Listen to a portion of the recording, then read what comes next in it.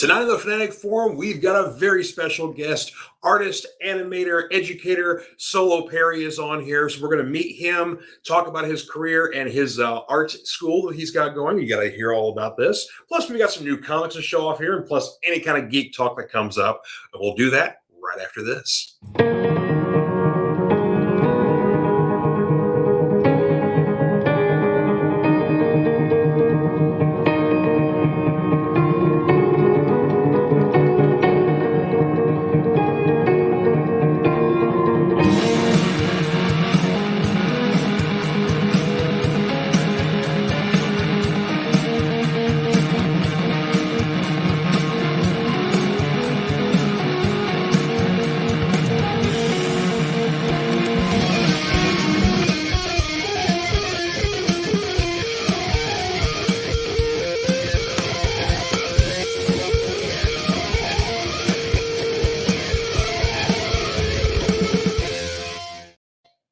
Hey everybody, happy Friday and welcome to the Fanatic Forum. I'm your Fanatic and host, George Buehler. We got a good one for y'all folks here. My new friend, Solo Perry, we're going to introduce you guys to him in just a little bit here. And he is awesome. An artist, animator, educator, and all-around swell guy. Of course, we got some new comics to show off here. Plus, lots of other geek things got dropped on us today here. Of course, we had a 3 different trailers, thanks to the Brazil Comic-Con, were dropped on us this week. A new Transformers movie, which actually looks really good. Guardians 3, Indiana Jones. So anybody has any comments about those, I'm definitely welcome to hear about those, because I've got my own takes on those as well. But anywho, so enough about all this stuff. Let's bring on our guest here, our new friend here. He's, like I said, an artist, an animator, an educator, a police officer, a husband, a father. I mean, he's a little bit of everything here. Solo Perry, come on down, sir. How you doing? Hey George, how's it going, brother? How you doing tonight? It's great, man. Yeah, good to have you on here, sir. Glad to be here. So yeah, of course, like I said, you are kind of a little bit of everything here because you are an artist, you're an animator, but more importantly, you're an educator as well. So a big passion project for you is your art school. Let me bring up the logo here, the Ka-Pow Art Academy. I love this logo. Thank you very much. It just slams right in there. So tell us a little bit about it here, just real quick. Say that one more time. Sorry. Oh, sorry. Yeah, tell us a little bit about the Art Academy here, real quick. Ka-Pow, we actually started officially.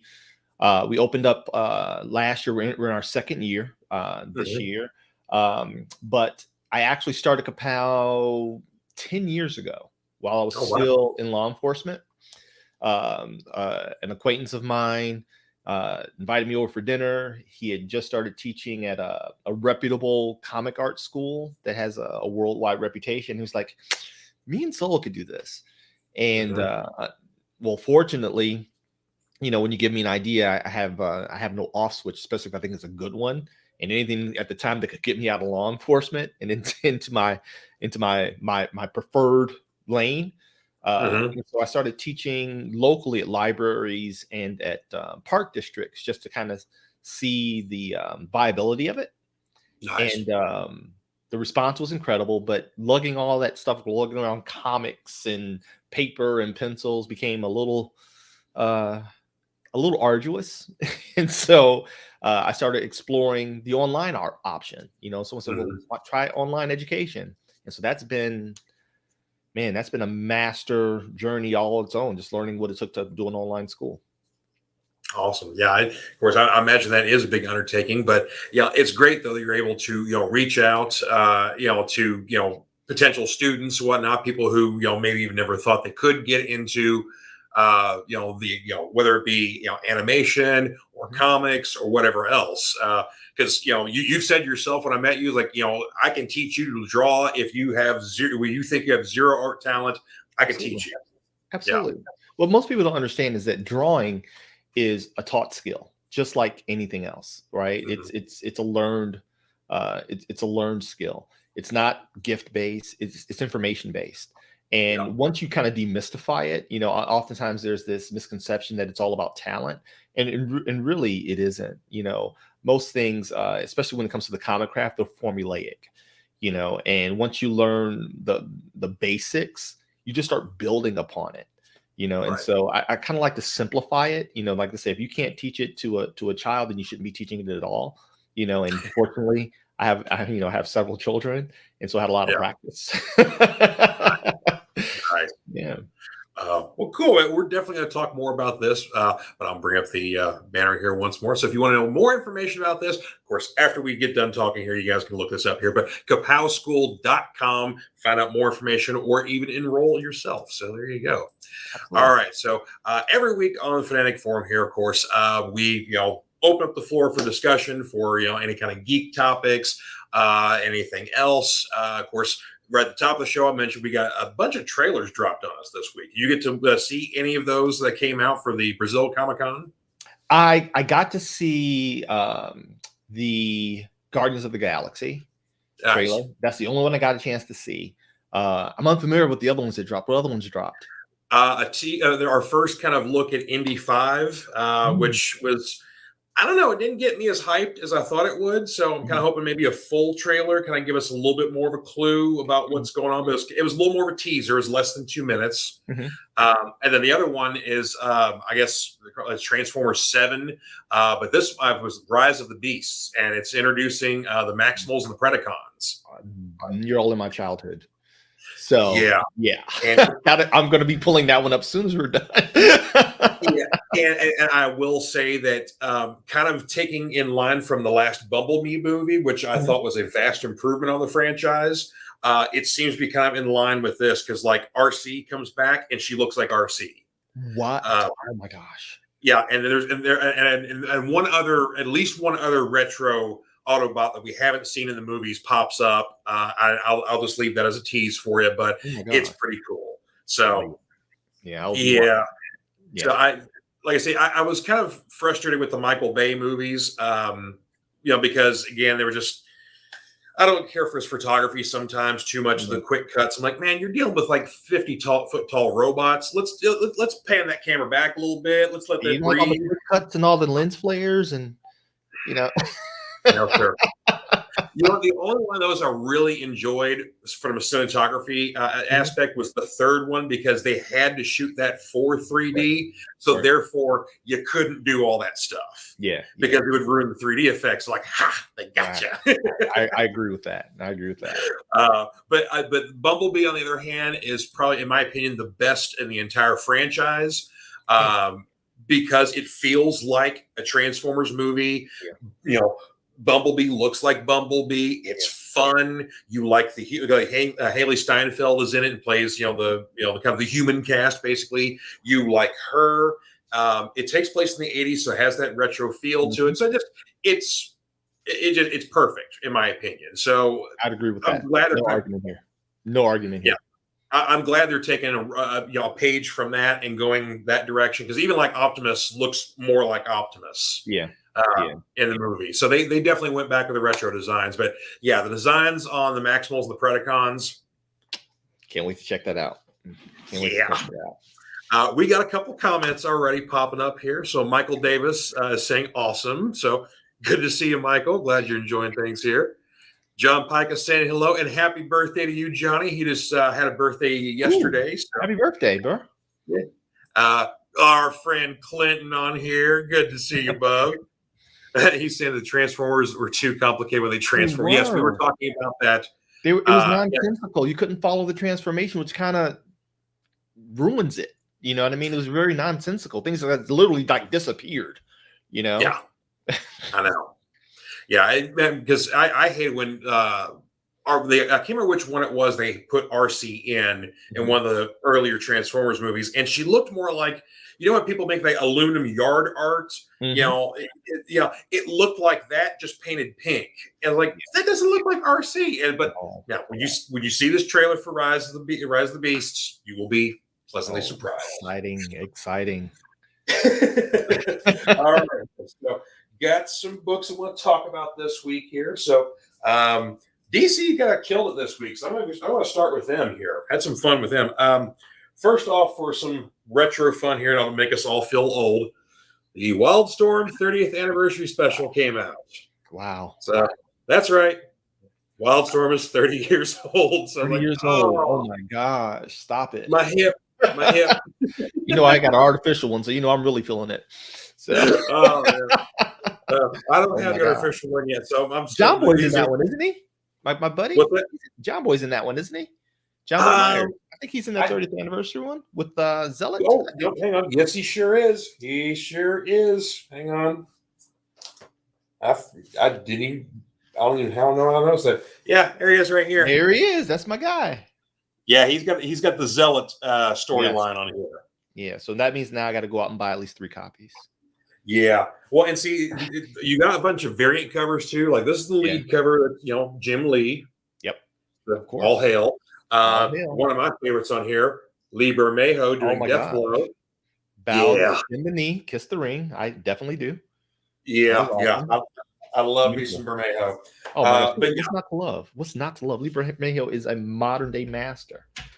So and I don't know if you saw this or not in stores, but he had a big one of those like black label, big, magazine size books come out. Dear Detective. Did you see that? I did see that. That was awesome because some of the Detective Comics stories that he did the B covers for, I ended up picking those up. I'm like, man, those covers are great. Beautiful. And so like I had this little secret hope, like, man, I wish one day he just released a bunch of his covers like an art book. Wouldn't that be great? And he did better than that. He did better than that? Yeah, because Dear Detective is essentially an art book with a storyline. Really? Oh yeah, he basically took all those covers he did for Detective Comics over the last year and change, and basically kind of put a little bit of text. There's like kind of like a very Zodiac sort of method where somebody's writing letters to Batman, kind of taunting him, come find me sort of thing like that. And there's even like a little bit of code in there. So when you get to the last page, the author reveals who it is, but you have to use the code throughout the other letters to figure out the name. Like a cipher. Oh, that's kind of cool. Exactly. Yeah, I mean, it's totally worth getting because you get all those Bermejo covers and you get a little bit of storyline and a little bit of detective work. I might have to spend some money. Yeah. So, but yeah, this is totally worth getting because you got a lot of great kind of remember this character sort of storylines, but you also get a lot of other storylines of reincorporating Wildstorm characters into the DC universe proper. We already know the Wildcats are in here, but there's basically a new Stormwatch is coming. Oh, wow. Apparently, Deathblow is no longer just a guy; he's more of a program. So basically, there can be multiple assassins that IO puts out. Oh, wow! So it's a government program. Yeah, because essentially, when Deathblow got his powers, he was still working with the Team 7 back in Team 7 with Grifter and all the other guys. Yeah. Yeah. So when he got his powers, he was essentially working for IO anyway. So they just didn't know it at the time. Oh my gosh.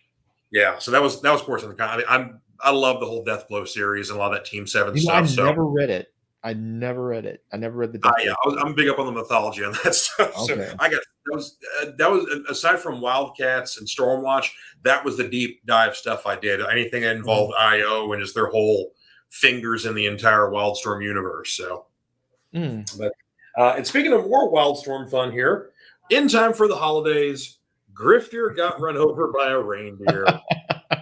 So this is their big holiday special here with 80-page giant. So lots of fun stories in here. Of course, Grifter as well. So very lighthearted, lots of fun. But you get some people like Animal Man has a story in here. Frankenstein has a story. The team up you never thought you wanted but need now, Black Canary and Constantine. Okay. Yeah. Why not?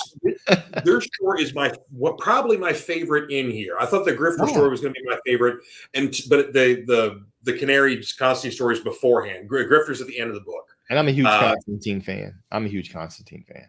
Yeah, basically there's some sort of curse that's put on the world where basically everybody, when we openly communicate, all we can say is the word dark side. And It's up to the two of them to basically, break the curse essentially. Oh, wow. So That is cool. and also from some weird stuff too. Superman and Batman are the lead story, have a team up, and they get to fight Mr. Negative. Oh, wow. Yeah. So like a Doom Patrol villain pops up and he's fighting the A-class. That is interesting. That is interesting. Like I said, it's like it took me by surprise. Like, this is a cool kind of compilation here. They put in some. Oh, I dig it. Good stuff. I'm gonna have to check that one out. Yeah. Oh yeah, Clint's also a Dear Detective saying that he hid a message in there. So yeah. Yeah, I will go find it. Thank you. I will find it. We know a good place we can find it too, if you're in the area. And lastly, from DC here, Jeff Johns has brought us back the Justice Society of America. Oh, wow. And this is kind of a neat story here because we're following Helena Wayne as the lead character in this. We start in the future where she is a member of the kind of the future version of the Justice Society, running around kind of, half cat, half bat sort of thing like that. Bruce is dead. Selena's still alive, sort of thing like that. But there's somebody who's apparently have some time manipulation abilities, hopping around, taking out Justice Society members from different eras, and doing it in some kind of. If you thought you've seen people killed in interesting ways with time travel, wait till you see this. Oh, I saw that guy in the New Golden Age, right? Yeah. Yeah. So that's kind of like the prequel for it, wasn't it? Okay. Yeah. Yeah. So basically, the New Golden Age was the one shot, and then the Justice Society spun off from it. So. Oh, that's interesting. I enjoyed that New Golden Age. I enjoyed that one. Yeah. So this is an intriguing start to the new series there. So I'm in for it. A good mystery. I like a good mystery anyway. So over at Marvel, one I definitely have to talk about here because I'm a big Avengers fan. I've been waiting for this to come out here. So this is the culmination of Jason Aaron's run on Avengers here. And let me get this gatefold thing out here because this guy's, there we go. So there's a whole lot of Avengers on this thing here. So this is, of course, the Alpha issue, starting off the Avengers Assemble storyline, which basically pits the assembled multiversal Avengers, including the 1 million BC Avengers, the current day, and then Avengers throughout the multiverse, kind of different variations on guys. Is that Brian Hitch on the cover? Yeah, oh yeah, this is Hitch, and Hitch also does all the art in the book too. So see, dude, my wife is going to be upset with you with the money I'm about to spend tomorrow. Well, then you don't want to see the variant cover that J. Scott Campbell did for this one here. Oh my gosh. Yeah. I had to pick. I couldn't stop. I could not pick this one up. So yeah, that's hot. Yeah. But anywho, so so this, of course, like we've been building to this, the company assembly. We've been assembling our multiversal Avengers for several issues now in Jason's run. So this is now the big show here. So lots of awesome Avengers action in there. I don't want to give away too much. There's some big stuff here. Lastly, a couple of indies here. Basically a triple shot from Boom, because let me tell you, Boom as an imprint has been killing it. They got hit books out right now with Something is Killing the Children, Berserker, House of Slaughter, all the Power Ranger stuff that's out. Mm-hmm. They got like 3 or 4 Power Rangers books. Mm-hmm. So all that's being well received, but their horror stuff has been really good too. This book here, The Approach, this is a really cool cover here. Mm. Yeah. Wow. This is issue 2. I didn't get a chance to talk about issue 1 because I was a little late to the punch on issue 1. I picked it up a couple of weeks later and read it and fell in love with this thing. So this is Jeremy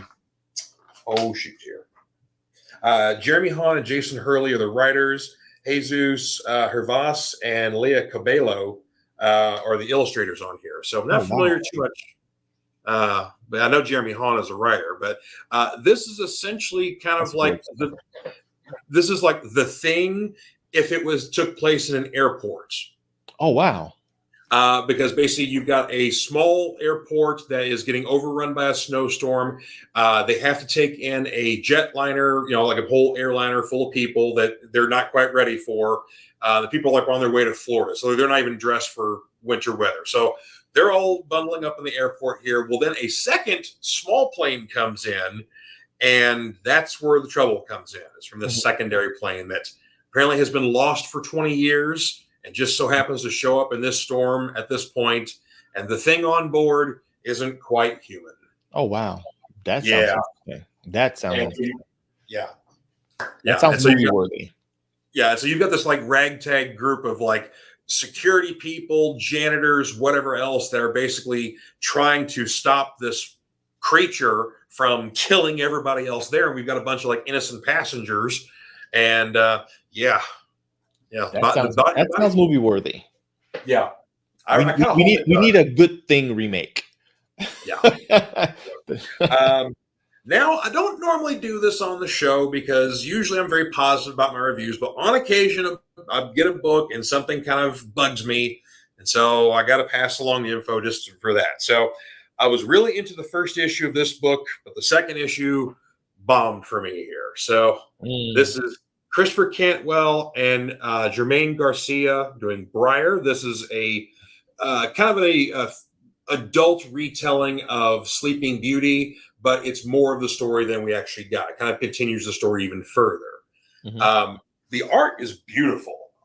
So I will still say Jermaine Garcia's art is still gorgeous. Absolutely love this stuff. But due to the fact we're kind of like trying to reinvent, retell the story, do some different things with it, the plot got extremely convoluted and made this a really boring read, which is unfortunate. I just got lost in it, and I'm like, come on, guys. Right. I mean, so yeah, I was very, very disappointed with it. I will possibly give the third issue a chance, but it's almost like it almost killed the book for me. Right. So, and I was really into that. Oh wow! And that's your harsh review? I have one more. I mean, that's harsh, really? You're kind, George. I am kind because I'm at least sensitive to the artists and the people who crafted this thing and they worked on it. But it's like I'm gonna just like look and just that's just my take on it there. I just really didn't care for it. I'll take your harsh review any day of the week, George. I'm just sensitive that I'm not gonna sit there and just crap all over somebody's art. Well, I get it. And just that's rude. Right. That's rude. I'm sensitive to that stuff. So last but not least, though, Damn Them All, second issue of this, Simon Spurrier, Charlie Adler, which, again, I'm excited to see Charlie back on a book since Walking Dead. I'm still with this book, but again, for a second issue, this was a dud compared to the first issue. First issue was great, opened you up to this new world of kind of like little bit of like magic users, a little bit of demonology, but kind of a different take on things. Apparently, somebody is kind of like summoning or collecting demons in a way that's uncomfortable to the demons. So now they're essentially coming to, the kind of demonologists, demon hunters, whatever else for help in a certain way. But there's also still some like strange workings going on in the human world as well. So we get introduced to this character right here. She's a cop and just very much thrown into this magic world here. And also interesting too, because most of everything takes place in London and she is from New Orleans. Oh, wow. So that's different. Yeah. She gets thrown into a different world. But like I said, it was a little, I'm still with the book, but it was a little slow. And that first issue, man, just kicked butt. So I'm like, come on. Okay. So, hang on here. George Magas Jr. is going here. Said, been a long since I've heard, let alone enjoyed such intense and interesting geek gushing and comic speak, but Solo never disappoints. Hey, George. Hey, George is, man, he's a longtime friend. George actually really introduced me to the whole comic book convention thing. You know what I mean? George was he's the one that broke the ice when I was a young man back in the day. All right. George. Nice. And see, so thank you, George, because had you not got Solo into this, then we wouldn't have met at E-Town Con, and there you go. So I appreciate that. All right. So that's all I've got for my new books for the week there. So yeah, like I said, my harsh reviews aren't all that harsh, except, Batman Fortress, the first issue of that, that's probably like the harshest review I ever gave on a book, just because the guy who was writing it made Batman sound like a grumpy old white man who didn't like, he didn't like them kids on his lawn and the people riding in the streets. It just, Yeah. it was just, it literally was written by somebody who I think has never read a Batman book in their life, because it was like, the art was great.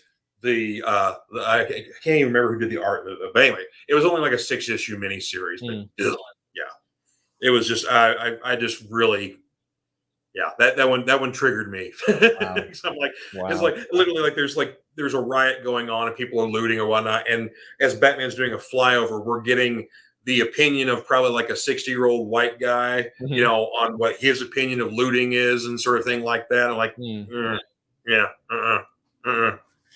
no, thank you. No, thank you. All right. Outstanding. All right. Take a break for just a second here to acknowledge our sponsor, Comic Books for Kids. We come back where it's the solo show here. All right. So we'll be right back. Comic Books for Kids provides comic books to kids in hospitals and cancer centers across the U.S. It's a place where we can all work together to make sure every child has a comic book. 100% of all proceeds go towards the kids. It's about making a difference, and while they're in the hospital, allowing them to fly like a superhero, battle dragons, or rescue teddy bears. We are in every state in the country and now support over 160 hospitals. Every month, we add more. Visit cb4k.org. All right, we're back here. Yeah, love Comic Books for Kids. And that's an amazing cause. That's an amazing cause. I'm definitely going to get behind that. Yeah, and of course, if you even want to do things on a local level just to get interesting kids in comic books, do what I do is donate comic books to local little libraries. You see those in town they're in neighborhoods, just kids can go and take a book, leave a book, sort of thing like that. Well, I usually leave a thick stack of books about once a month. So I love it. Yeah. So yeah, I got to give cartoonist Kayfabe credit for that one, because they do a yearly drive for all their viewers to go. Usually they do it in the summer when kids are out of school and whatnot, but they do a drive where basically go and dump comics and trades and whatever else in these little libraries so kids get access to comics. And so all right. So, like I said, it's the solo show here. So, like I said at the top of the show, you are an artist, you're an animator, an educator. So let's go to your origin story here, because you've got a very impressive beginning to your career as to where you started. Okay, well, you're talking artistically speaking? Speaking, I started when I came back home from the military after serving in the military, and I got a chance to intern. It was nepotism at work. The founder of a local animation studio, a bunch of them had left Hanna-Barbera after, I think he was there for like 12 or 15 years. Right. And he came back to Chicago and started his own animation studio, Star Toons. And when I got out of the military, I was, kind of floundering a little bit. And he was like, hey, he kind of remembered my mom, because he and my mom went to high school together. And he remembered that I was 2 or 3 years old, and they used to have Bible study, and I was always in the corner drawing, at that age. And when he found I was coming home, he was like, have him come over to the studio. And they took me in as an intern. And so in between sharpening pencils and making sure all the animators had fresh stacks of pegged hole paper, I was allowed to work on in-betweens and, got some master classes from legends, both in comics and as well as animation. And I got a chance to do some strokes on Batman the Animated Series, the episodes that we worked on. I think we won 2 or 3 daytime Emmys for the episodes we worked on as a studio. Batman the Animated Series, Animaniacs. Me personally, I got to do some scribbling on Pinky and the Brain, in addition to Batman. And so that was my foray into this journey. That was my entry into this journey. And that's an amazing entry point right there. I mean, just to be able to work on those shows and to learn from experienced animators. That's That's Yeah. amazing. Yeah. Yeah. I enjoyed it. I enjoyed it. I met my mentor there, who was a comic book, um, a legend. Yeah. His name was Doug Rice. And I don't know if you remember, um, the predecessor to Image. Before Image, there was another group of mainstream artists that attempted what Image did successfully, called First Comics. Yep. You remember First Comics back in the I day? do. And he was one of the founders. I've still got some Dreadstar. I've got some John Sable Mhm. stuff. So I've got a few first books still. Yeah, he was one of the guys that started First Comics, and he became my mentor at the studio, and he really opened my eyes into how the comic book world worked, because I was natively an animation kid. Yeah. Even though I had comic books and I read them, my life's ambition was always making things move and come to life. And he kind of took me on his wings and showed me, behind the veil of the comic book world. And I've been hooked ever since. Nice. Oh, I got to drop in this comment here from Clinton, asking the eternal question: what are we going to do tonight, Pinky? Same thing we do every night.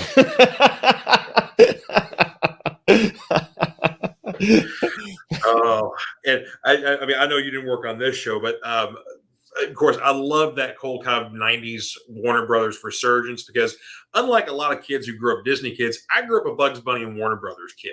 So that whole gang of Looney Tunes, Warner Brothers animation, that was all my childhood. So kind of getting that revived and getting some new life breathed into it with the Tiny Toon Adventures, then Animaniacs and their spinoffs, and then probably my favorite animated show, which is quite unsung, is Freakazoid. Oh, Freakazoid was amazing. Yeah. Absolutely amazing. Yeah. The closest thing we're ever going to get to a Mike Allred Madman show ever, I think. Ever. So, yeah. People snooze on Freakazoid. Freakazoid was a classic. Yeah. Yeah.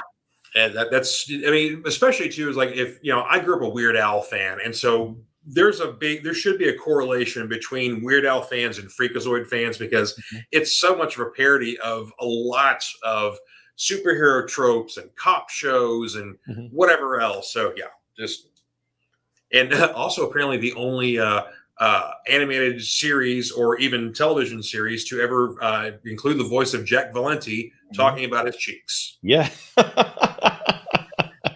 There you go. I love it. All right. So, of course, moving on from being in animation, where did you go next from there? Okay, well, it was kind of touch and go, because when I was an intern, I wasn't getting paid. Right. And I was literally, I was actually talking to a young man today. I was going to vet a potential venue for the convention that we're planning. Oh, nice. Comic-Con that we're planning for our school, our first ever. And so we were driving back, and I was very desperate to learn, you know what I mean? And so I remember we didn't have a car back then. The studio was in the Chicago suburb. I'm in the city. And I remember it would take me 2.5 hours to get there. You know what I mean? By bus, and I was doing it in the winter, but I had 3 kids and 1 on the way. So I needed a check. And so from there, Chicago Police Department was hiring, and that's how I got into law enforcement. So yeah. And I'm sure that had to be an adventure as well. So it was a lot of stories. It really, I tell my students, story is the principal thing. You can get away with, you can have a groundbreaking hit with mediocre art and good story, but you will have an absolute failure with great art and a broken story. Yep. You know what I mean? And so story is the principal thing. And one of the things that I really appreciate, aside from the horror stories, and I often tell people, those who tell war stories have never been to war. Most men that have been to war don't tell the stories. But as a potential creative at the time, just learning human nature, you know what I mean? And actually listening. Like I was one of those cops, I was never really quick to try to rush and get on to the next one. I wanted to hear what people had to say and tell me, what happened here? You know what I mean? Tell me your side. And it was always fascinating to me. And so being able now to be on this side of the creative ecosphere, I'm bringing a lot of that, to the classroom and to my own projects. Yeah, and I agree with you. I mean, you have to bring, your own real world experience. You have to bring life into your stories, or you said it does fall flat. You have to kind of fill everything out. It can't just be, just a conflict or just a journey or whatever else. There has to be a lot more to it. So. Absolutely. And it's the argument I always bring up with people always want to crap on Lord of the Rings and like, why couldn't when the Eagles just fly them all the way to the mountain? Because you got to tell this story here. Maybe they only had to go this way, further. If they got even closer, they couldn't. Whatever the case may be. Right. But it's like, come on, it's an epic movie. You can't. Don't short the story, man. Don't short the story. Exactly. You know what I mean? Yeah. That's to me, that's the testament. Like you mentioned Lord of the Rings, which I've seen each one maybe 3 or 4 times. Mm-hmm. You know what I mean? Simply because of the masterful story execution, the narrative execution, and all the subplots. Story's everything, man. Story's king. Yeah, you're right. And I mean, because even as a reader, I can forgive art that I'm not a fan of, or maybe I have like a little bit of problem with some of it. Mm-hmm. But if the story is still compelling, I'm right there with it. But absolutely, yeah. But like you said, even the best art, if it I just proved there with the Breyer book, beautiful art, story lost me. Story's broken, and it's funny thing is, but we have some really incredible. I think we have better storytellers than possibly we've ever had. I would agree. Currently in the marketplace, it's a double-edged sword. There's also a lot of really bad stories. Like I didn't realize it was this many bad stories out there that are just foundationally broken from a story structure standpoint. And so when I started my school, because I'm kind of a unicorn, I'm actually a writer who can draw. Okay. Right. Writing is a passion of mine, always has been. It's what when I wasn't drawing, I was creating stories for the when I would take years and not pick up a pencil because I didn't have to. I was always coming up with stories and reading. I was an avid reader as a kid. I mean, what 12-year-old reads the original version of Bram Stoker's Dracula and Mary Shelley's Frankenstein in the Old English? You know what I mean? I read them all, from cover to cover. That's how much I love a really good story. And so now when I started my school, I'm like, well, what's going to separate us from other similar schools? Because everyone, we're going to teach you how to draw. And I'm like, you really can't promise that, right? We can teach you the foundations. We can teach you, I can teach you anatomy. I can teach you perspective. I can teach you color theory. That's the science, right? That's the technical stuff. But how good of a draftsman, how good of a craftsman you become, that's how much time you spend with it. That's how much passion you invest in it. And that we can't quantify, right? You have to decide that for yourself. But what we can do is teach you how to tell an effective story, because that's believe it or not, that's a very attainable bar if you know and reference great stories from the past. And so our school, we emphasize effective storytelling. What most people don't realize is that some of the best comics that we've even read, we're just talking comics, the artwork, one of my favorite, Astro City, right? There you go. Brett Anderson. Mm-hmm. Not too many people are trying to draw like him, right? No. You dig what I'm saying? Alex Ross covers, that's what gets you to the book. Right. I remember for years, I wouldn't touch it because I just opened it up. I was like, ew, right? And then my editor in my studio, Warren, who is a well-versed writer and whose advice I always heed because he knows me inside and out after 25 years at the hip, he's like, Solo, read it. Right? Yeah. And I read it and I was hooked. And I'm like, and I believe that was by design. I believe Bendis designed it that way. He was strong enough to what an artist does is we help move the story, but we cannot replace it, right? We are a vehicle with which the story sits in, just like driving a car, right? And guess what? you can get a beater to your destination, and that's the truth. Oh yeah. Okay, you can get a beater to your destination as long as you have a really effective route, right? And the story is the route, it's the path, it's all the substance. And when I read it, that's when I like, this is brilliant.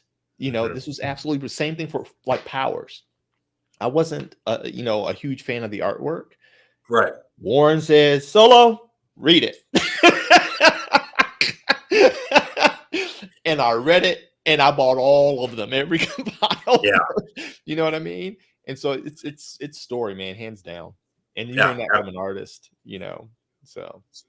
Absolutely. I mean, of course, the thing I love too is when, I read a pitch or I'm delivering a pitch, about a book or something like that. It's like, all right, let's check out this book here. It's, here's the, like when I gave you the pitch for The Approach, you're like, this needs to be a movie. I'm like, exactly. Yeah. I read that first issue. I'm like, this needs to be, of course, the streaming services are picking up stuff left and right. I know like IDW just announced that like 6 of their books got picked up for various streaming services. The big one would be Dark Spaces Wildfire, which is Scott Snyder's book.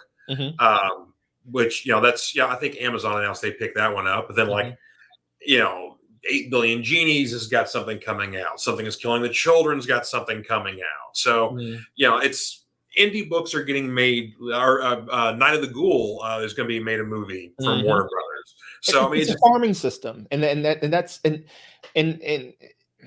Hollywood has done this forever, right? Yep. Let's just be honest. Most people don't realize Road to Perdition was a comic with Tom Hanks, and that was a great movie. You know what I mean? I remember at one of the cons years ago, we're sitting there at Chicago, and this gentleman walks up. I'm bad with names, so you probably know who it is, who the creators are. And he's wearing shades, black suit, white shirt, black tie. And he said, hey, can I sit down with you guys? And we start sitting down, and it was the creator of Men in Black. And this is when the movie had just come out, and he sat down at our table and just started, chewing the fat. Like, you know what I'm saying? And he was like, dude, he's like, you could have never told me this was going to happen. And I hadn't even heard of it as a comic book. I just knew the movie was coming out, you know? And so it was a Malibu that put it out originally, I think. Yeah, so absolutely. And so it's now it's kind of par for the course now, right? And if you're creative, it should be an exciting time, because there's more avenues to get your project into the marketplace. Sans the gatekeepers, right? Sans the gatekeepers. Now, as I always say, as I teach my students, it's a double-edged sword, right? And I hate to sound like the old guy, but oftentimes now I am. So back in the day, right? Yeah, sure. Back in the day, I often tell my students, when I first started doing conventions, and like with me and George Mackis, we're setting up. When I got my first break, my first job offer was to work on Superman, and I declined. That's another story for another day. Sure. But anyway, it was to work on Superman. But back in the day, I often tell people, especially after, since I launched the school, I hadn't been in cons in almost 20 years, right? Because I kind of shuttered my studio temporarily, focused on law enforcement, finished that career, opened the school. Now I'm back into in the arena. I'm casting my hat back into the arena after almost 20 years away. And things have changed. Back when I was tabling, back then in the late 90s, early 2000s, back when Marvel and DC were at the major cons with their big booths and their portfolio reviews and the lines wrapped around for every hopeful artist and creator trying to break in. This is where me and John Boy and Jay and that whole group, we were all young, spry guys trying to break in. Hey, Solo, let's go in here. Hey, John Boy, hey, look, they're looking for somebody. You know what I mean? This is how we were, right? And so, but back then, it wasn't cool to be an indie guy. This was pre-social media. You know what I mean? The indies and artist alley were either one of two kinds. Either they were ex-mainstream guys who went off and did their own thing and had a following, or there were guys that just didn't have what was considered a qualifying skill set to break through to the big two, which eventually came to big three. But being an indie, was kind of not, wasn't the cool thing, right? Right. Now with social media and the advent of social media and the execution of the gatekeepers, democratizing the marketplace, which is a great thing, right? Where you can go straight to consumer with your idea, and get the approval of public opinion just via eyes and followers, right? Right. That's a beautiful thing, but there's a flip side. The flip side is back then, you had to be this tall to ride this ride. Yeah. You know what I mean? And that really there was a standard of execution for anatomy, storytelling, perspective. You know what I mean? Now anyone with a following is putting out a book. And I've seen, I went to one of the first cons I did out the gate, George. It was hilarious. And there's a lesson here. I teach my students, even if it's bad, finish it. Yep. Right? Figure out why it's broken. Just don't say, ooh, this sucks, I'm not reading anymore. Right? Yeah. This gentleman, he had a nice booth and he had the lights and he had the metal covers and the posters and the prints and the variants, and he had 5 issues. And I met him, and he was a local guy, and he told me big sign that says "made for streaming," made for the big screen. I'm like, okay, maybe he, I'm really big into marketing and salesmanship. I was impressed, and he said, yeah, we got 5 issues, and I'm like, well, I'm not buying a metal cover because those are $100.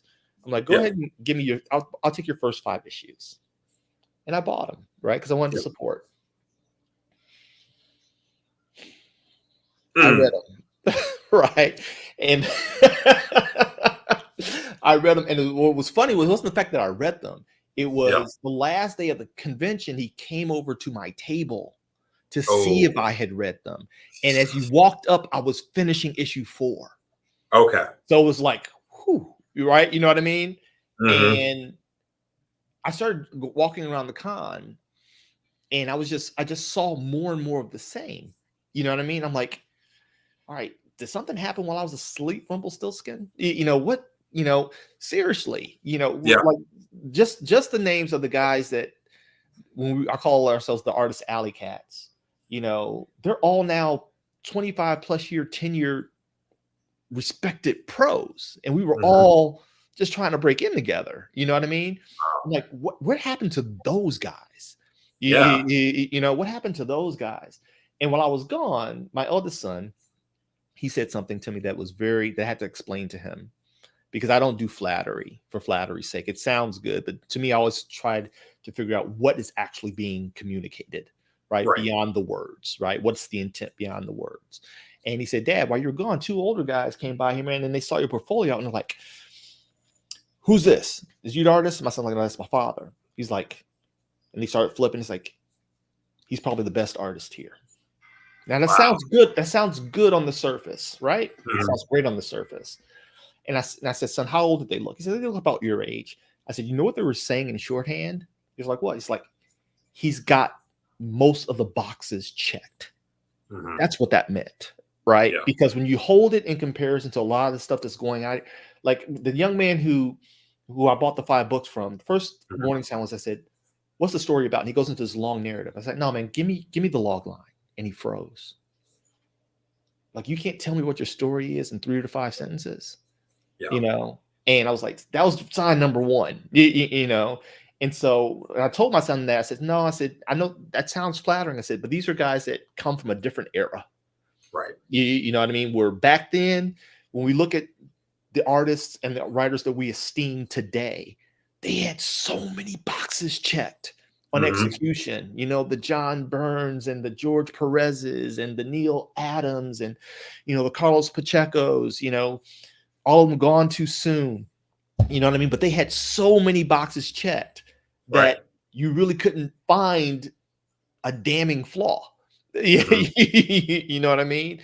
Yeah. Because you had to have those things checked to get in.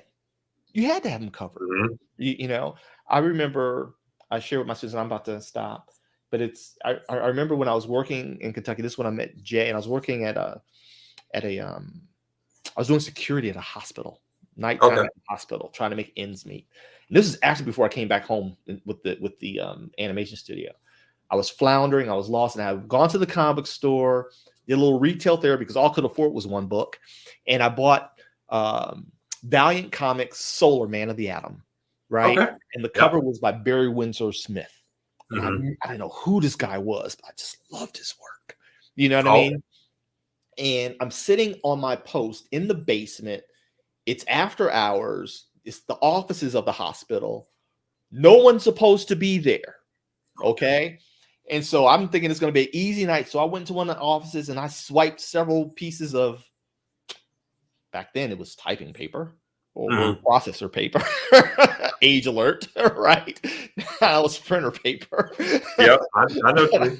I grabbed a couple of pieces and I just started drawing what I saw, right? Yeah. Trying to, and I'm into it. I'm in the flow, and all I hear is, and I look, and this is portly, short gentleman looking up at me with his glasses, with a hospital badge, and I just knew I was fired. You know what I mean? I just knew I was fired. I was like, oh my gosh. And he's like, what are you doing there?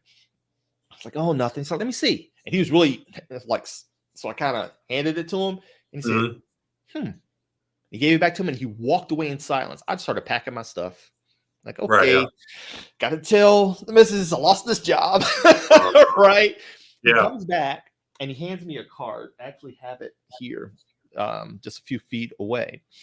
And he says, here, call this guy. And I look, and it is Exo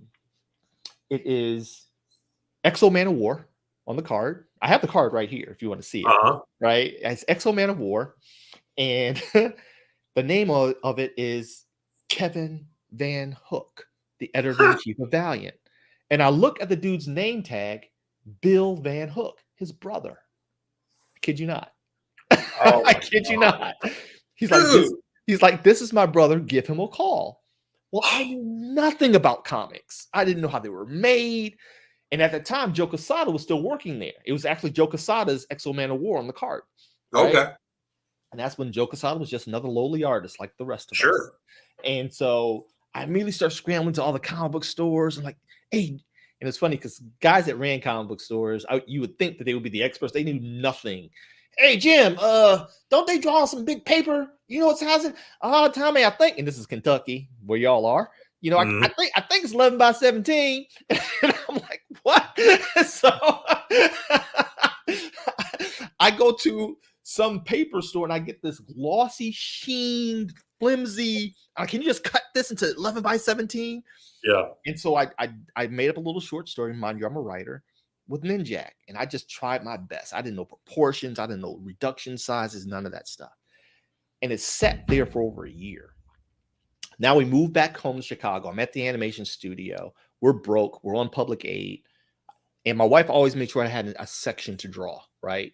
I had my same drafting table is behind me. It's the same one I had since I was 16 that my parents bought me for Christmas, right? Awesome. And so I had the drafting table in the corner. We had a little studio apartment. Literally, you take 2 steps, you're in the bedroom, right? You know, take another step to the left, you're in the living room. You know, it was that small. Okay. And I look on it, and the pages are gone. She sent them. Back then, it was snail mail, and I was livid. I was livid. Fast forward a few weeks, snail mail comes back. There's a letter from Valiant Comics in the mail. He hand typed and critiqued every page. Of what I needed to do. I still have it. I share it with my students when we're in class, but just showing how the impact of having, that's how the guys were wired back then. He saw a little bit of something. You dig what I'm saying? Lord knows I didn't have a lot to give, you know, at that stage, but he saw something, you know, and now, you know, he's Hollywood, you know, Kevin Van Hook's been Hollywood for a while, you know, but he took time out and he critiqued every page, this big time editor-in-chief. You know, and then told me that I had a lot of potential. Keep up the good work. I hope to see you in the industry someday. You know, and so it's those kind of things that kind of inspired me to do Ka-Pow. You know, how that made me feel. Right. So, sorry about the long narrative, but no, I mean, I love that story. I got the opportunity to interview Jim Shooter, and I mean, he himself began his career with a very similar opportunity when he was 14 years old. When he submitted his first stuff, and then he's done the same thing with basically, you know, young writers or whatever else, send him stuff, and he actually critiques it and lets them know what they think. And if so if he's running a company and they're good enough, then you end up hiring him. But yes, that's just a beautiful thing that someone did that for you, and then of course you kind of give back with basically doing the art academy here, which I'm bringing here. We'll bring up the kapowschool.com. So of course you can get on there, find out more information about it. You can enroll, and you can learn from Solo himself here. So and since we're doing a smaller picture here, there we go. See, there's the piece I bought from you there.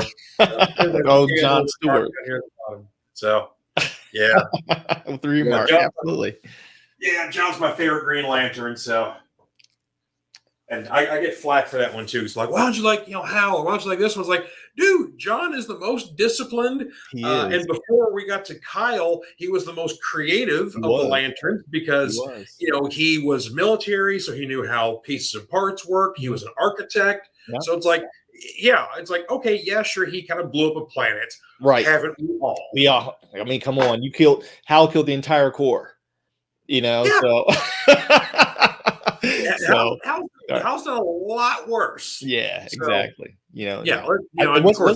Wasn't there one issue where I think it was Hal Jordan kind of described for the writer described for the reader what it is John does that no other Green Lantern does? It's like he actually builds his constructs piece by piece.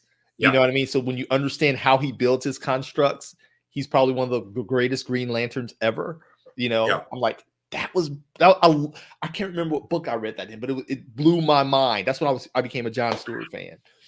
I wonder if that was that because that wasn't too long ago. So I wonder if that was either like during the War of the Lanterns or somewhere, somewhere either the Jeff Johns around or somewhere a little bit later on. But I know the part you're talking about. Yeah, I thought that was just the coolest thing.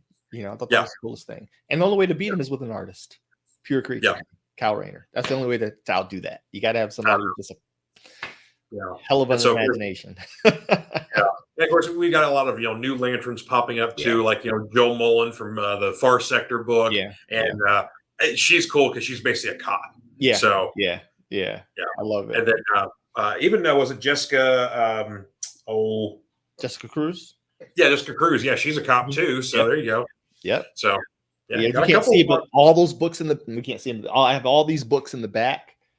Those are all Green Lanterns up there in the top. Oh, wow. It's all one of my favorite superheroes ever. And many of them are Kyle Rayner, Hal Jordan, and John Stewart. Nice. So, yeah. So what are some of your other geek passions outside of comic books there? What else are you into that, has driven you, even further? I've gotten very heavy into figurines and dioramas, right? Okay.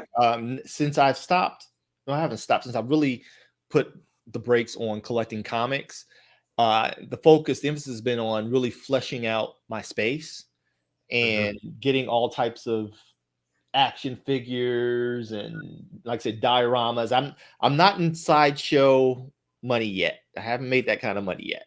Sideshow collectibles. It's kind of a bucket list between them and XM Studios, but I make do with diamond and artifact statues and stuff like that. That's a passion of mine. Very heavily into fitness. Okay, cool. We actually own a gym. That's That's how I kind of really work out believe it or not, that's where I think a lot of my ideas come. I get up at 4:30 every morning. I'm in the gym by 5, and I kind of let my brain, and that's really when a lot of my ideas come. And I'm an avid reader. I consume probably about 4 to 6 nonfiction books a month. Okay. And that's in addition to whatever comic books catch my fancy. But I'm an avid reader. My wife says I'm a collector of books now, which has become problematic because I don't have a lot of space. But I do like a lot of many of my books, if they're not self-help, they really are craft related, like the art of books from movies. And so like I have, every MCU movie art of. I've got Avatar, the last animation. So I really like I like process, and I'm getting back finally into playing video games. Okay, and that's really a life is too short move, because I always say I'm gonna reward myself by playing, but I always get too busy. And so now video games are starting to work their way, because I was, man, I'm part of the Sega Genesis generation, man.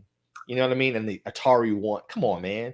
Yeah. My son he's actually about to get into esports, but I'm like, I was the first one to put a joystick in your hand, dude. That's not just because you don't see me play all the time. I'm the original gamer geek, and so now getting reconnecting, with that because of my grandchildren, that has been a passion. So me and my grandson and my granddaughter will sit down and we'll play, and so, yeah, man, it's good stuff, man. So, it beats chasing bad guys, believe it or not. Yeah, I bet, because I'm sure, even in Chicago, it's like, not every police thing is like something out of the Blues Brothers, or wish. Wish. Yeah, it'd be nice to have a 50-car, chase and pile up where no one gets hurt. People don't realize how terrifying those things are when you're in it. Oh, man. You know what I mean? So I can imagine. Oh, they look good on movies, though. They make for great cinematography. So. Yeah, exactly. Yeah. Yeah, and of course, I'm not sure if you follow any sort of wrestling or not, but there's a wrestler by the name of Mustafa Ali. I don't know what his real name is, but he claims that he was a Chicago police officer before he got into wrestling. Really? Yeah. I don't follow wrestling. I used to follow wrestling.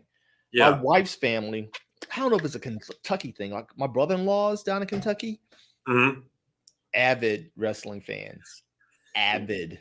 Louisville has a very deep wrestling history. There were a couple different wrestling companies that ran from basically the late 20s up until like about the early 50s, and then somebody bought them out and they kind of ran it to the ground, so it didn't last very long. And then basically we were kind of dead for about a decade, and then Memphis came up in like about the mid 70s. And then, definitely in the 80s. And so Memphis grabbed us as part of their territory. And so you get anybody of a certain age, you talk about wrestling, they're going to mention Jerry Lawler, Tojo Yamamoto, those kind of guys. Okay. So definitely, if you grew up in the Louisville area, Southern Indiana, whatever else, right across the bridge, you're probably a wrestling fan. They are serious about their wrestling. I just saw the documentary on what's his name? Teddy Hart. Yeah. Teddy Hart. I just saw that documentary. Yeah. I never heard that story. I literally just watched it the other day, like 2 days ago. And that's very tip of the iceberg kind of stuff with Teddy, because he's a legend in his own mind. And the sad irony is, in the ring, he is every bit as talented as he says he is. They said he was probably the most talented of the Hart family. Yeah, because he's very technical. He could do a lot of high flying stuff and make it look effortless. He's very neat and clean, so he's not very sloppy. But it's just he can't get past himself, and so you get a lot of ego. As you saw in the documentary, he was the youngest hired by the WWE and also the youngest fired. Yeah, because he was completely uncoachable, and that's been the case. Like he pops up in some indie federations from time to time, but it's whenever they work with him, they know, like, well, we're getting somewhat of a name. We know he's be somewhat of a talent, but there's going to be a huge grain of salt we got to take with hiring him for this show. Wow. So sad. That's sad. Yeah. I saw it. I was like, what? I didn't know about all the cat stuff, though. That was a revelation. Oh, really? The bleeding and the cat juggling disturbed me a little bit, because I'm a cat father of 3. So, so I'm like, I don't care how much they like. You think they like that? They don't like that. Right. Right. Yeah. Right. But then, like the whole. I thought kind of the murder thing or the disappearance kind of came up like, okay, it's like we're really trying to push this all into, yes, this guy did this and this. Maybe he didn't. Oh, okay. Well, he didn't actually know anything about it. So it's like it kind of fell apart at the end for me. But just man, that guy's a piece of work. And so, yeah, it's interesting for people who are non-wrestling fans to kind of see like some of the characters who are in this business still to this day. Right. Yeah, that's incredible. That was incredible. I found that very interesting. I haven't been a follower for wrestling for a while. It's like you don't. I have only so much bandwidth. I think you know what I mean. Because the way that I'm wired is, and it drives my wife nuts. But it's one of my wife's. She's a strengths coach for gals. Okay. And my number one one of my number one strength is learner, right? And so whenever I take on a new interest, I get consumed by it, right? And so, and I seek mastery in the least amount of time possible. So like I consume massive. Case in point, like when we took up bowling years ago, right? I'd never bowled, you know. We said we're going to try a new bonding thing, you know, in our marriage because we're kind of on the rocks. And it was bowling. And we joined a team. And I'm so competitive and so all consuming. Let's just say within 2 months, I was averaging 200. Oh, wow. But I was in there every day. You know what I mean? Every freaking day. You know, and I actually found I was in my squawk. I'll never forget, I was patrolling. And we were just about to get off, and we were riding down an alley in Chicago. And I looked, and in the garbage, someone had set out. I guess they had moved. Someone set out 2 professional bowling balls that were my weight. Man, I dumped them. They just dumped them, man. I put them in the squad car. I went and had them re-drilled. You know what I mean? And they became my main balls. And it was like I was just, you know, I was like, I meant to do this. You know, and so, yeah, I get consumed. She hates it. You know, my next foray is golf. It's like, I'm like, babe, there's no way I'm letting you do golf. I'm like, but babe, that's where deals happen. Golf is not about golf, is about business. She's like, no, I know you're gonna have every club, every video, you're gonna take every course, you're gonna buy every but she knows her husband. That's how I'm wired. You know, so basically, like the Matrix would be like a perfect, you know, fantasy for you. You just download the skills into you, and like I know kung fu now. Information, man. It's just there you go. Yeah, you know, I hoard it. I feel you. I've been a music fan probably longer than I've been a comic book fan, and I've always attempted to learn multiple instruments, but I just don't have the patience for the time it takes for it. Right. So. Yeah, I totally get it. So as I have gotten older, I've really learned to really dial in and see, okay, what can I live without? What's absolutely essential? You know, what can be a secondary interest? But when it still comes down to creating and drawing, you know what I mean? It's like I'm going to die on that hill, and I know it. You know, I tell my students all the time because they see where I am, you know, in my skill set. And I tell them, you know, you don't understand. I have one student who's a transfer. I have a couple of students, but one in particular who's a transfer from a very prestigious art school. And I told him, I said, listen, however good you think I am, right? Make no mistake. I spend the first hour and a half after I finish drawing my warm-up sketches. The next hour and a half is craft education. And I'm just going over a different book. I just had some books come in the other day. My wife, you know, she's like, you know, you're probably sleeping with the Amazon person. You know? And so I just had some books come in the other day, and I'm like, Lord knows I don't need another anatomy. My anatomy's strong, but I don't know what I don't know. You know what I mean? I'm like, okay, what, you know, if I get one nugget that helps elevate where I am at least 2 more ticks, it was worth the $80-100 for that book. You know, that's how I'm built. And so I try to push that onto my students. You know, don't rest on the laurels of, you know, what you've done. You know, all of my instructors are very reputable artists that have beefier resumes than mine. You know, unapologetically, I wouldn't have it any other way. But one thing we all have in common is that we are forever students. Yeah. forever students. What pen is that? What brush? Oh my gosh, I gotta try this technique. You know what I mean? What book was that? You know, it's never good enough is never good enough. Actually, I'm actually designing a shirt I started on today that my instructor says, I said, you know what, that's the artist curse. And I said, I'm gonna call it the artist curse. And he's like, what is it? He says, draw it, hate it, draw it again. Mm-hmm. And that's really what we do. Draw it, we hate it, draw it again. You know, and so yeah, man, it's I'm gonna die on that hill. Yeah, and I mean that's beautiful that you still after all these years still have that passion, and then spread that on to your students and whatever else. And of course, if you want to know more, definitely check out kapowschool.com and be part of the Ka-Pow Art Academy. Yes. You can learn more about it. You can enroll, learn from the man himself here. So, indeed, yeah. Got a couple of comments. Got to drop here. You'd appreciate this one from Clinton here. So says daughter just walked up and said, "Hey, that's the guy from the comic book store being moi, and that's the guy from the comic." So from the comic. Yes, hello. Yeah, we're both here. I love that. And then when we were talking about the Teddy Hart documentary, Clinton said, "Can't fix crazy." It's crazy. Yeah, I told the guys about that in the shop because I'm the wrestling fan of the shop, and so I told them, I was like, y'all. I said, I know you guys don't watch wrestling, but y'all got to see this. Yeah. No, crazy. Yeah, it's I always I always welcome anybody who's not a wrestling fan. It's like, go on Vice and check out Dark Side of the Ring. That's a great docuseries that kind of gives you like here's some. That was on my list. Thank you for reminding me of that. Yes. Yeah.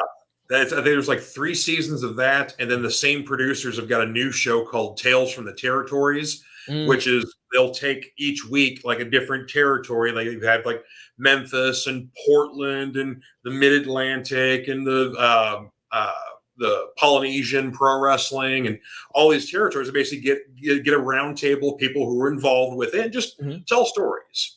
So you get some great stories there. Actually, Memphis gets 2 episodes because there's the episode talking about the territory itself, and then there's the episode talking about the Jerry Lawler Andy Kaufman feud, which to me is still one of the greatest wrestling feuds of all time, and paved the way for celebrities being involved in wrestling. Oh wow! Yeah, because Andy, when he originally wanted to do this stuff, because he was kind of doing the gimmick of in his comedy shows and nightclubs when he would portray this gimmick as like the bad guy wrestler, and he would wrestle women, and of course he had like a very minimal amateur wrestling training, so it's like as long as he didn't get pinned on his back, he was fine. But he would basically do it. It's kind of it was a old school heel gimmick, but it's also like he's degrading women. So it's this whole act, so like whether it was real, whether it wasn't. So he tried to get involved with WWE or WWF at the time, and Vince McMahon Sr. laughed him out of the building. Said no, thank you. Oh, wow. Whereas somebody, I can't remember who it was, somebody clued in the Memphis guys, Jerry Jarrett, and said, "Hey, you need to check out this Andy Kaufman guy, what he's doing." So they caught him in a nightclub and saw his act and like, "Hey, would you like to come to Memphis and do this with us?" And he's like, "Would I?" Wow. And so Andy's commitment to the gimmick, of course, this was back in the day too, where they still kept to what they called kayfabe, which basically you stayed in character 24/7. So the feud culminated to a point where basically Andy Kaufman had actually wrestled Jerry Lawler. Of course, Jerry Lawler's a multiple-time world champion and is actually a wrestler. So he had to get his comeuppance there, and so they do a move where Andy fakes getting a neck injury and sold it to the point where he paid for an ambulance to take him from the arena to the hospital, stayed in the hospital for a few days, even though he wasn't hurt. Oh, wow. And then would keep doing interviews for almost a month wearing a neck brace. Wow. And then would force basically anytime they would try to get him on there to talk about Taxi or talk about whatever else, it would still force them to talk about. I remember that. I remember that. That. Yeah, and so people would be forced to talk about his whole wrestling stuff and be very confused as to why he's doing it. I remember that. Yeah, I do remember that. Yeah, there's a ton of documentaries on the subject, but yeah, it's fun to get the tales from the territory. You get some. I've known a lot about the subject myself, and I learned a couple of new things in that episode. So Tales from the territory. Definitely gonna check yeah, it out. but yeah, I love documentaries. I love documentaries. I do too. I'm right there with you. So. All right, we're gonna wrap up here because, good Lord, we've been going an hour and 15 minutes here. Really? Already? That's when you know you're having a good. I know, right? Yeah. Well, it's been an absolute pleasure having you on here, and getting to learn and talk about it. And of course, I got to bring up this great logo here, Ka-Pow Art Academy here. Thank you. So, yeah, you got to check that out here, folks. Like I said, go to kapowschool.com to learn more information about that. And aside from the school, is there anything else going on you like to plug? Yeah, we are my studio, Honor Studios Entertainment. We are making our return back to the marketplace after our hiatus. And so if you're interested in more information, check out honor3k.com. That's our Patreon. Or go to honorstudios.com. We actually did my first convention 2 weeks ago for the studio. We have a tabletop game that's based off of our graphic novel. Oh, cool. War in Paradise. The game is called War in Paradise Insurrection. It's getting great reviews. Nice. We're in the prototyping phase now with the miniatures and all that other stuff. But it was based off of our groundbreaking graphic novel that we released in 2004. That once again, next time you have me, we'll talk about that. And it was a success that I was not prepared for, and I use it as a cautionary tale. Interesting. When you don't expect people to like what you do and they like it a lot. Nice. How do you handle that? And I didn't handle it well. Okay. Yeah. I dropped the ball on that one. That's a start for next time. Yeah, I'll definitely, I'll definitely compliment you on that because, of course, you had your portfolio with you there, and you had a lot of pages from War in Paradise. Yeah. And I was like, that's a beautiful book. Thank you. Yeah. It's like it's very much Christian based, a lot of angels, demons, sort of classic stuff like that. But that's absolutely. Yeah, of course. I mean, it makes sense though too that you kind of started getting back into drawing, learning off of Barry Windsor Smith, and of course, I grew up a Conan kid, and so I know that name very well. So it's like okay, I can see some relation here. So yeah, absolutely. I like that here. Oh, hang on here. And Clinton has to say, Sol, you're an amazing person. It was awesome to hear your story. Thank you so much, Brother Clinton. That blesses me. Thank you very much. Yeah. Clinton's a mensch. I love that guy. So, all right, sir. Well, like I said, we've taken up enough of your time this evening. So, thank you very much for being on the forum. And thank you. We will see you next time. So, I'm going to let you go here. Take care. All right. And before we wrap up here, of course, the Back of the Cereal Box Network does have our multiverse fundraiser coming up next month here. So we got some promos for that and lots of exciting guests, lots of cool things happening for that. So we'll end this evening's episode with a promo for that one. But you guys take care, and we will see you next time on the Fanatic Forum. Bye-bye. The Multiverse Fundraiser is a virtual fandom jamboree and a charity fundraiser all rolled into one package. We're not just raising funds for a good cause, we're raising fun. Our 2023 event will be supporting the John Ritter Foundation for Aortic Health, which exists to spread awareness of aortic health and prevent unnecessary suffering through genetic research, widespread education, and radical advocacy. Our fundraiser combines celebrity panels, fandom-based panels, indie creators, and all of the fun of a virtual con for free. There's a little something for everyone while we support a cause close to our heart. Join us on January 20th through 22nd, along with celebrity guests Amy Yazbek, Jason Bear, Chris Gaucher, Victor Garber, William Catt, Cress Williams, Beth Broderick, Armin Shimmerman, Guy Gilchrist, Carrie Schaefer, Brian Hull, Amy Carrero, Jennifer Cody, and Joyce DeWitt.